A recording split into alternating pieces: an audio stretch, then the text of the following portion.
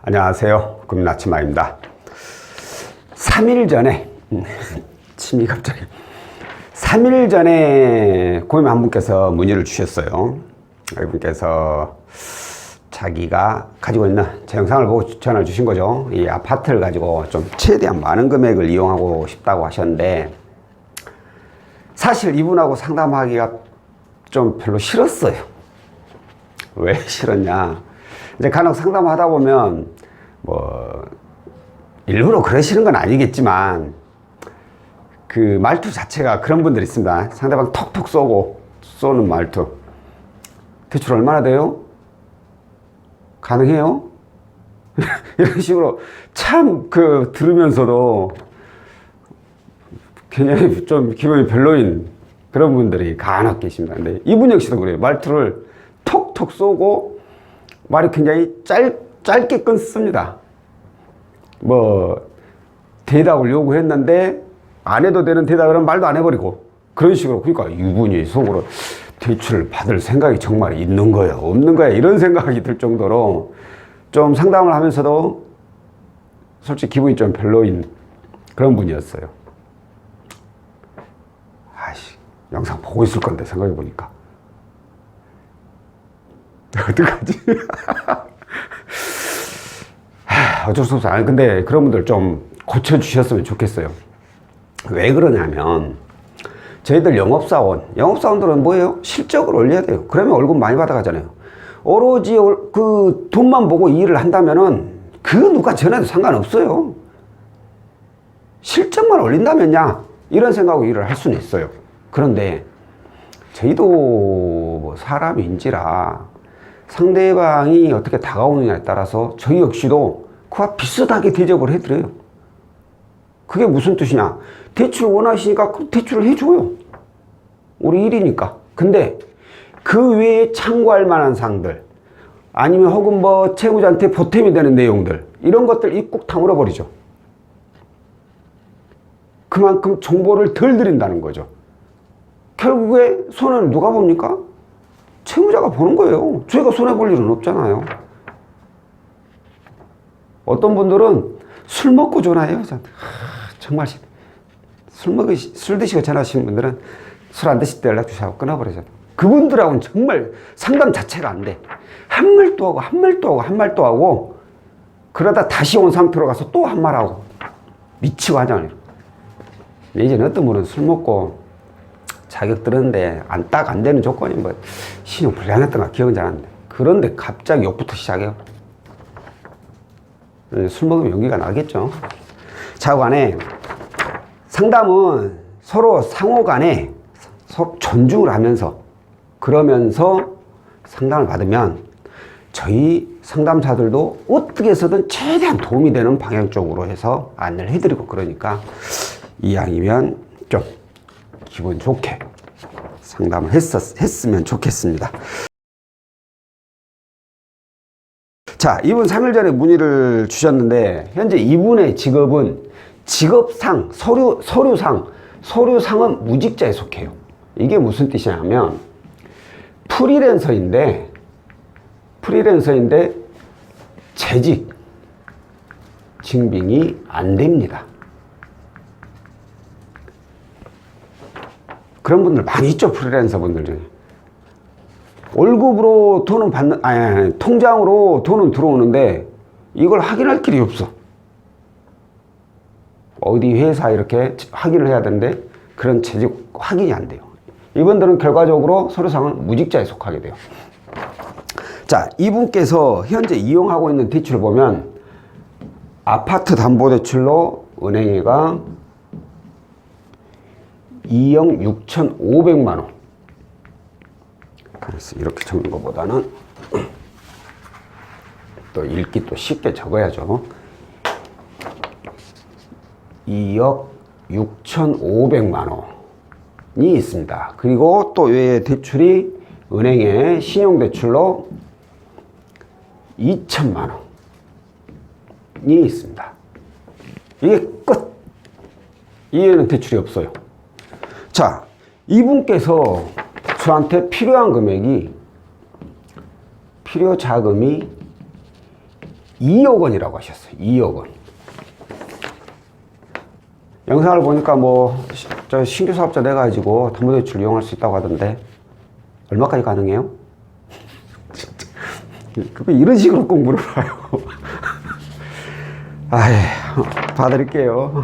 아파트 주소 좀 불러주세요. 이렇게 해가지고 확인을 해보니까 이 아파트가 KB 시세 하한가가 적용이 돼요.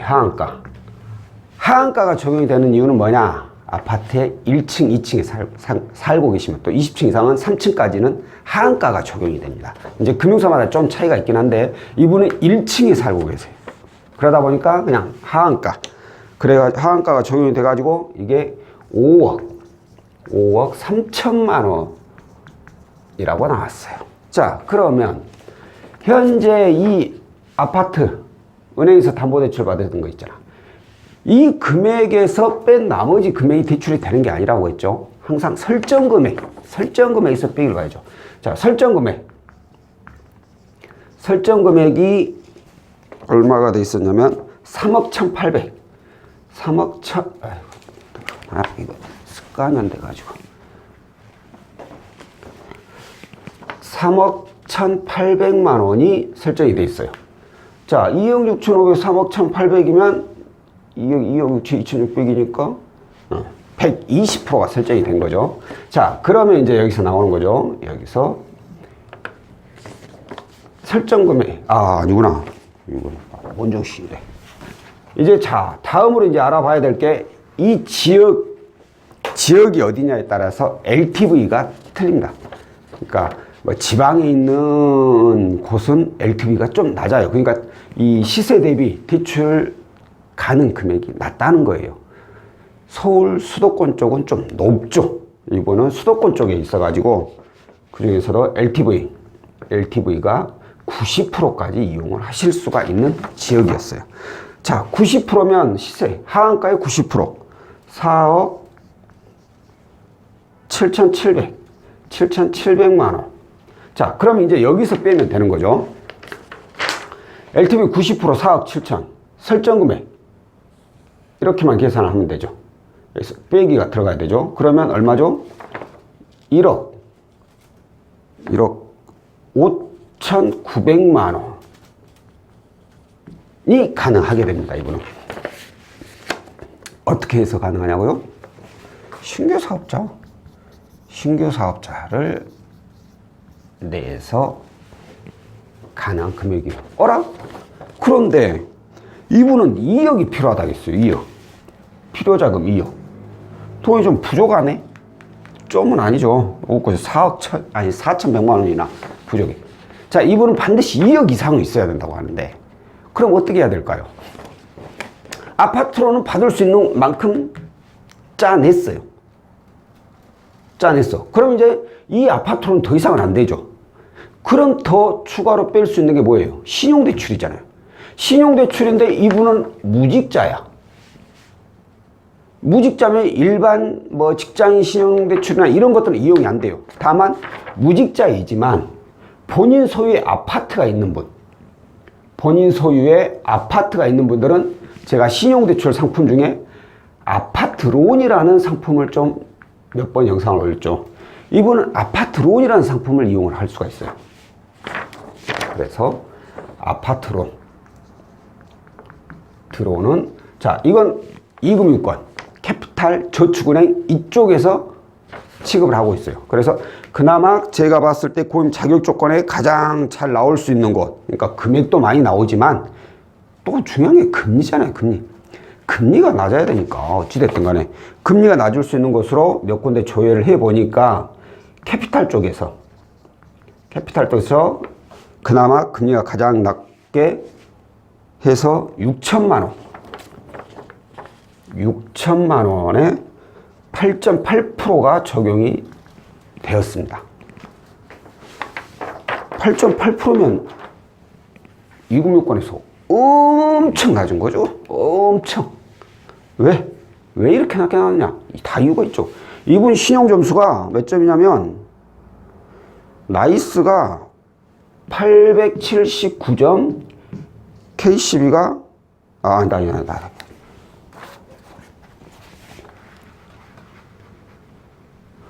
나이스가 912점, K12가 936점이에요. 이 정도 신용 성적 1등급을 아니에요. 예전에 등급제라면 1등급에 속하는 점수죠. 점수가 너무너무 좋았어요. 그러다 보니까 8.8%라는 어찌 보면 2금융권에서는 가장 낮은 점수가 적용이 되었다고 볼 수가 있어요. 자, 그러면 이렇게 해서 받았느냐? 받기는 받았지만 중요한 게 이거예요. 그냥 무턱대고 신규사 이걸로 진행하고 그 다음 이거 진행하느냐? 아니죠. 그렇게 마음대로 진행하면 안 되죠. 모든 대출은 순서가 있잖아요. 제가 순서는 뭐 1금융권, 2금융권, 뭐 대법주 이런 식으로 했잖아요. 근데 신규 사업자 이 아파트 담보대출도 2금융권, 아파트론도 2금융권, 같은 2금융권이에요. 자, 그렇다면 중요한 게 뭐냐? 어떤 걸 받더라. 이걸 동시로 받을 수 있는 건 없어요. 동시로는 절대 못 받아요. 어떤 걸 먼저 받아야지 그 다음에 받을 거에 영향이 적냐. 이거죠. 만약에 이걸 먼저 받는데 그 다음에 받는 것이 안 돼버리거나 그래 버리면 어떻게 될 거야? 큰일 나잖아. 그래서 이분의 경우에는 첫 번째가 이 아파트론입니다. 아파트론. 이걸 먼저 받아야 돼요. 왜 이걸 먼저 받아야 되느냐? 자, 신규 사업자 이걸로 1억 5,900까지 받아버려요. 그러면 이분은 현재 설정이 3억 1,800 있잖아요. 3억 1,800에 1억 5,900을 받으면 여기에 또 설정이 1억에 1,500이니까 대략 3천 잡고 6천에 9천, 1억 9천 정도 설정이 돼버려요. 그러면 4억, 5억 거의 시세의 100%가량 설정이 다 돼버립니다. 그럼 대출이 안 되는 건 아니에요. 아파트로는 이용이 안 되는 건 아니에요. 근데 금액이 줄어들죠. 그런데 또 하나 문제. 자, 이 신규 사업자 아파트 담보대출은 어디서 취급한다 했죠? 2금융권. 2금융권 중에서도 이게 2금융권 중에서도 저축은행에서 취급을 하고 있습니다. 그러면 아무리 담보대출이라고 하더라도 2금융권 저축은행에서 대출을 떡하니 받아버린다. 그것도 한두 푼도 아니고 1억 5,900만 원. 신용점수가 훅 떨어질 거 아닙니까? 이 신용점수가. 자, 그러고 나서 이제 아파트론을 신청한다 쳐. 그러면 지금이야 이 점수니까 8.8%가 적용이 됐지. 만약에 이보다 점수가 더 하락했을 때 하면은 금액도 하락하게 되지만 이 금리도 더 올라가게 될 거 아닙니까? 무조건 10% 넘게 나와버리죠. 자, 그럼 이제 거꾸로 생각해가지고 그러면 아파트론을 먼저 받고 신규 사업자 담보대출 이용하게 되면 어떻게 되냐? 물론 아파트론은 이대로 진행이 되고 대신에 신용 점수는 당연히 하락하게 되겠죠. 2금융권에서 받았으니까. 그런데 담보대출은 이 신용 점수가 가능한 점수 안에만 들어오면 금액에는 크게 변동이 없습니다. 그럼 1차적으로 금액은 내가 온전하게 받아갈 수 있다는 거예요. 다만 금리는 지금 이 점수에서 적용되는 금리보다는 조금 더 상향이 되죠. 금리는 좀 손해를 보셔야 돼.